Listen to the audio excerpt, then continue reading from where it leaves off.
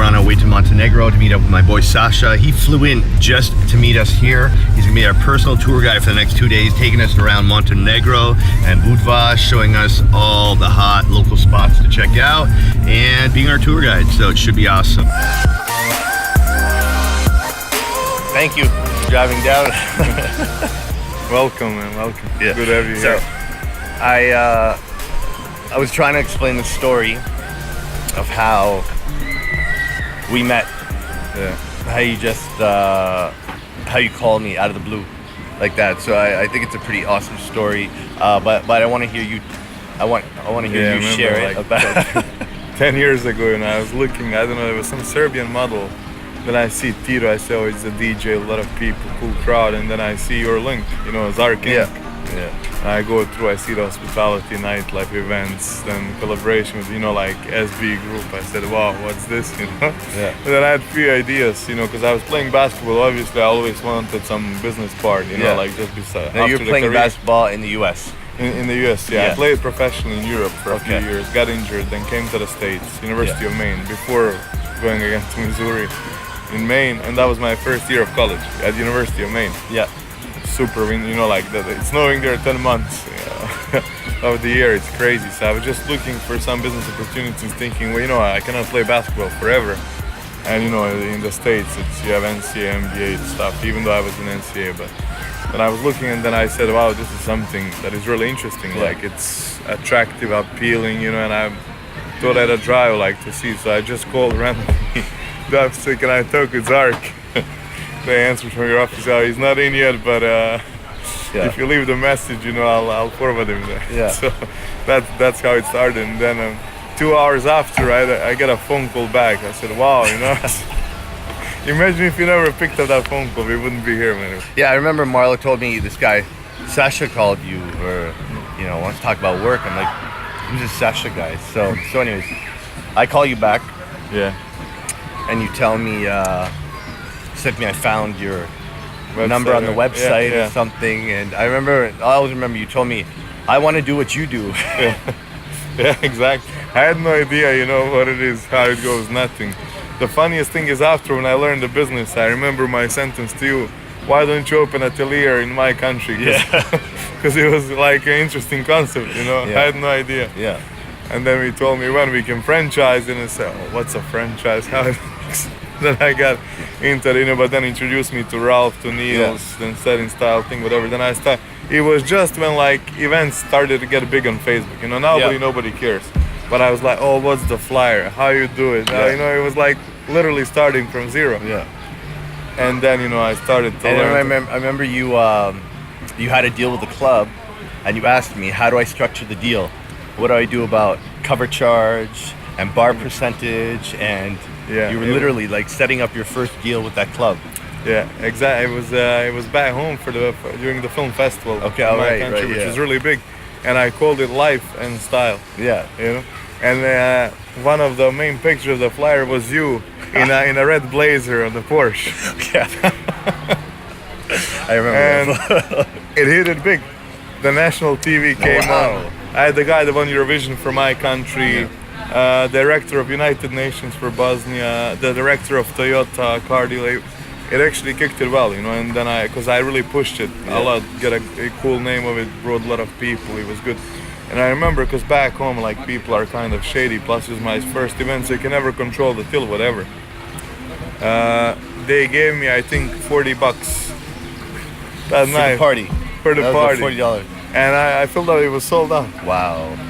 But, and then, learning lesson. Exactly. Learning lesson. Exactly. So walk me through it then. So, because I know bits of it, but I want to hear your version.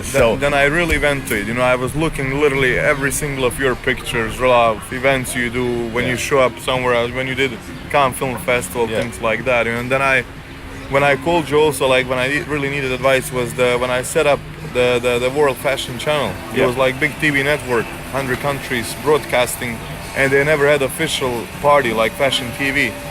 So 2 months I remember New Year's Eve, I was visiting family in Victoria. 10 p.m. New Year's Eve, I didn't go out. I was on my laptop trying to figure out the concept Okay. how to do it. Then it was Showtime Productions. That was my nickname in the States. Okay. Then I started 7D, my company that's now there for 7 years. And then I signed the contract. So I did actually event with Jerry Kelly that used to be big in Miami as a club owner, operator. So that was actually my first event in Miami. And then, he introduced me to a lot of people, Michael, Martin, Yannick, all these guys. So when I came there, it was much easier thanks to you because I knew some people, And then I remember, just pushing event per event. And then I remember my first deal for Cannes Film Festival. I almost cried of happiness because I was in a small college dorm room in Missouri with literally $20 in my pocket and $15 T-Mobile prepaid for the text and calls only. With old Nokia. To set up a deal to do a few events at the Cannes Film Festival. I was like, I couldn't believe it. I was jumping, And it was funny because 2-3 years after I was back home again. And you're coming big, you did all these events. They told me for the film festival in Sarajevo, oh yeah, we have a position available as an intern if you want to move cables behind the building. That was an insult for me, so it stayed in my mind. I said, if you don't want to give revenge to your hometown, but I did it on my, I basically had my club in London, operated venues in New York and Miami, ran VIP room New York, ran a beach club here, now took over the world's finest clubs, which is like Michelin, like kind of Michelin guide for the clubs, awarding best clubs worldwide. So I always remember those details to push me forward, when people don't even give you a chance. That's it.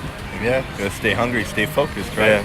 And I remember walking up to your office for the first time in Toronto. It was, I think, 3 or 4 years after the first phone call. I was always calling you, talking, then connected with Stevie B from Montreal, everything, and then walking in your office, and you said, "Oh, finally!" That was 4 years of us talking, texting, Facebook here and there, and then and then finally it happened.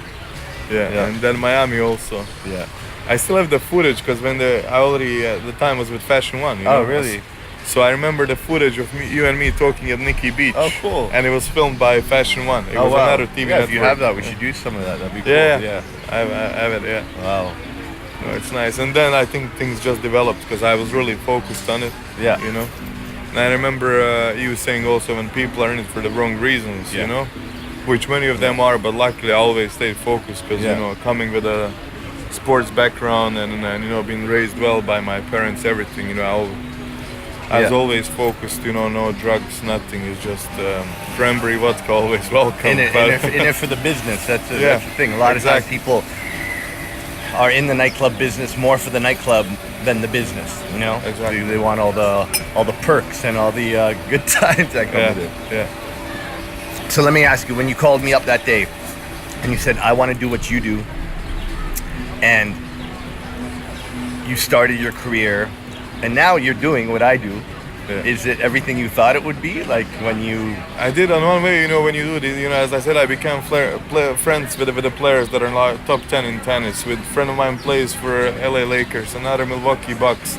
When he played in Brooklyn during the halftime, I used to walk in a locker room to charge my phone. I had friends and things like that. I mean, I'm 31, but if somebody's, like a quote that if I die tomorrow, I have nothing to regret, I think that's really true. I think these, for me, after that phone call, first I didn't know what it was, but 2-3 years after watching what you do, it was only a dream for me to sit here with you. It's cool to sit with NBA guys, but they already made it. You also started from zero. I started from zero. That's true. So to me, it's like super amazing feeling. It's like better than sitting courtside at the Lakers game. That's awesome. It's really true. And then, I think I also came humble to you. We all have egos in nightlife. Even, it happens sometimes or every few weeks, it happens to all of us. Sure. But I think I came humble. Said like, Zark, I don't know nothing about this. Yeah, that's true. I have no clue how this works. But I really want to work hard, and I think that's what I did. Yeah, and it was when I got the call and I spoke to you, one part of me was thinking, who is this guy? He's crazy just to call me like that out of nowhere. And the other part of me was like, wow, this guy's cool. I respect that you just pick up the phone and you call and you're like, hey, I saw your website. I like what you do. I want to do what you do. Can you help me? And I was like, yeah, okay, I'll help you. And it's crazy because you never know how things are going to go. Exactly. Here we are 10 years later. You're you invited me to Montenegro, and you're gonna show me around, and like, yeah, I wouldn't be here. We wouldn't be doing this if you hadn't picked up the phone that day, right? Yeah. So it's just crazy how life can. Thanks for that, man. And the thing with you is, you were like, there are people who are gonna call and ask you for favors all the time. And you know there are people that are just opportunists. They just want whatever you can offer them, right? Exactly. But with you were always very honest about things, and you were also very persistent. You would always keep calling and following up and keep calling, and you're just like, I think at one point I'm like, Sasha, yeah, sorry, I'm walking in a call meeting. Ralph, man. Like, I can't do this anymore. And Ralph has more patience than me, but yeah, but that's the thing. You were persistent about it, and you just kept calling. Yeah, and then last week I got a similar message like it was mine to you. So when some people, oh, can you find me work? I mean, it's different. You can try to help. But when somebody says, I would like to learn that, then I said, anytime you need anything, message me, call me, I'll give you any advice. Sure. You mentioned something that was important. You said we both started with nothing. Yeah. But you started with, I want to say less than nothing. You started in a war. Like, you were from Sarajevo. Dead or alive, yeah. Yeah. So yeah, exactly. I was, it's a beautiful city. 84, we had Olympics. I was born in 86. War began when I was 6 years old. In 92, which was really, really bad time. The city all collapsed, bombing schools and hospital, everything. So instead of going regular to school like everyone else, we actually had classes under the stairs in one small barber shop because it wasn't safe to be in a school. And I remember also they used to send us 2 weeks with the books to study from home and write homework because it wasn't even safe to be at a barber shop or to walk anywhere outside of your house. You said they were bombing schools, and hospitals. Yeah. Plus all the houses, everything. So I remember sometimes you just hear the sirens. 1 a.m. you have to run to your basement and hide and pray God it doesn't hit you. Yeah. Also, at the night, like 9 p.m. whatever, dinner, you couldn't have the light on when I would eat with my parents. Because you never know when the sniper could hit through the window. And so you have to eat on another side, or in a hallway, or sleep also in a hallway, because you never know if something could come. I remember once I was eating something, and writing homework, whatever, and I was eating in a room without the dark, so the light was coming from the hallway. Yeah. So there were some pieces of bread. My mom just turned on the light to pick it up. As soon as she picked it up, luckily she went down for it. The sniper went like literally 1 millimeter above her hand. And there was a hole in the wall. That's crazy. Yeah, it's so she was lucky, but I mean, still there is holes of the bullets in my house. Wow. The city is rebuilt. It's beautiful. We have that, as I said, a big film festival, everything, but it's just it's not the same, and there was a lot of crazy things happening there. Wow. Man, yeah. So I mean, it made me like to appreciate life more than some other people. Absolutely. Just starting from a war-torn country, getting a scholarship to play basketball in the U.S., and now promoting parties, organizing events, and working for the world's finest nightclubs. Yeah. Your life is taking quite exactly. quite an amazing path. Yeah, I remember after graduating, one of my best friends invited me to run his club in Miami. Then after that, I moved to New York. We did some crazy. The funny thing is, this thing, the Showtime, that was my nickname at the college. Only my professors would call me Sasha. Everyone else called me Showtime. Because I was joking like Borat, going around campus and talking Showtime. So when we were signing the official, the after party of Jay-Z's concert in Barclays, we had a group of the guys that work with me. It's called Indeo Group. It was an entertainment group that would take over the venue in New York for the night with our own promoters, DJs, client, everything.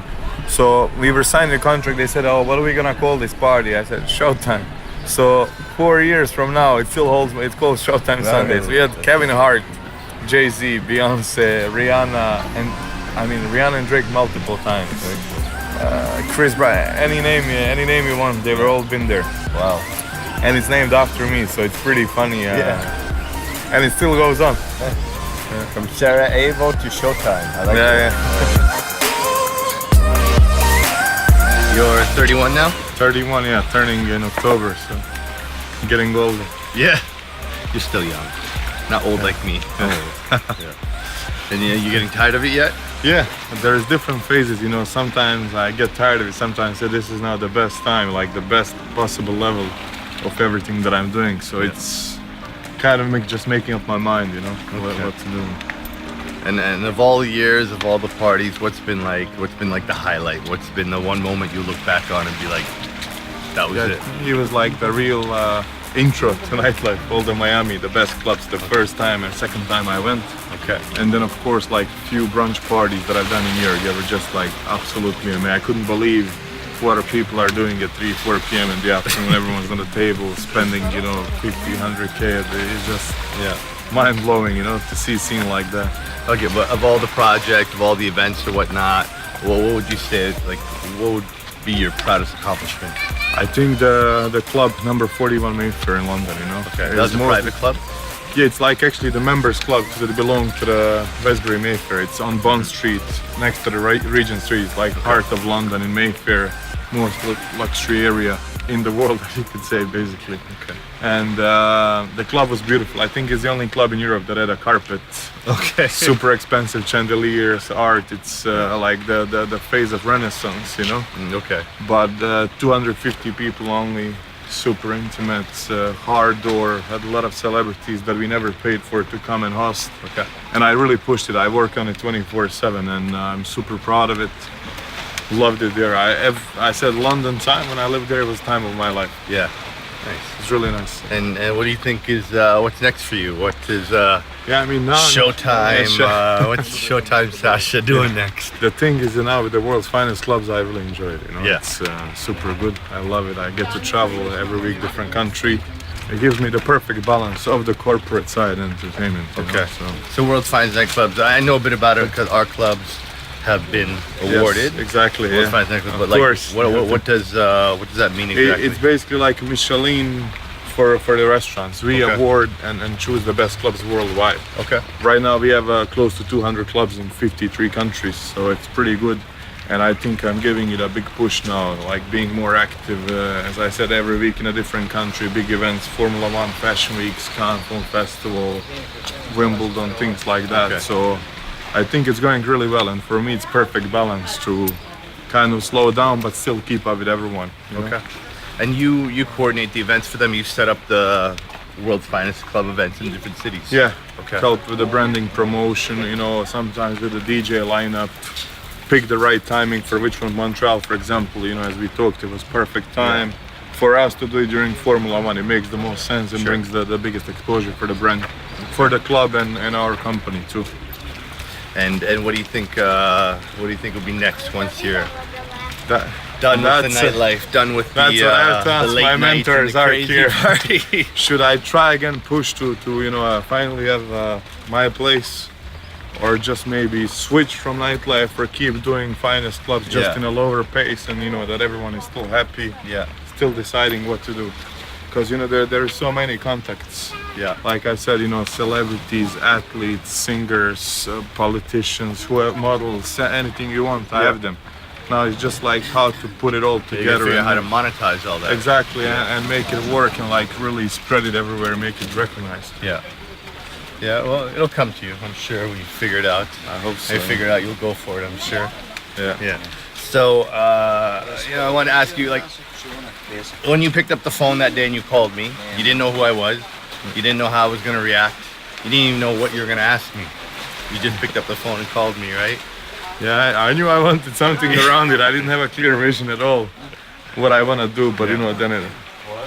Yeah, so what advice would you give someone, you know, a young person who wants to maybe start a business, or maybe they have someone they want to call and they want to ask them, how do you do what you do? You know, what advice or what information would you The tell main them? thing is you have to, as we said, you have to be humble, and you have to be like willing to really work hard on it, 100%. And the main thing is to love what you do. And I think that's how it worked with us. You know, like we made some things because we loved it, not just because we forced it. Yeah. You know, that's the main thing. You gotta have passion for it, drive. Absolutely. It's not just the money. It's not just the party. It's like just like, what's next? What are you gonna achieve? What are you gonna, or something that you thought of it 3 years ago, now you're there and you did it. You know, and then it drives you again for another thing, and also to help these young kids. Like just that this story, it doesn't have to be nightlife. It can be any other business, but they have to push it and work hard. They shouldn't give up. Yeah. I mean, you know, you can give up you can give up every week if something goes wrong, but you have to find the ways to fight through it. That's it. Yeah, absolutely. That's why some of us make it and a lot of them don't. You know, you just got to keep pushing, stay focused, stay committed. Exactly. Yeah. Well, I'm excited to see what you do next. Thank you. Yeah. Hopefully it's gonna be good. I'm just now in the process of figuring out what's gonna happen. Well, you know, you can call me and say, "Hey, Zark, I think that's gonna. you have 5 minutes? Can we talk?" I think that's gonna be happening pretty soon. Yeah. Maybe we'll do over easy Europe. Yeah.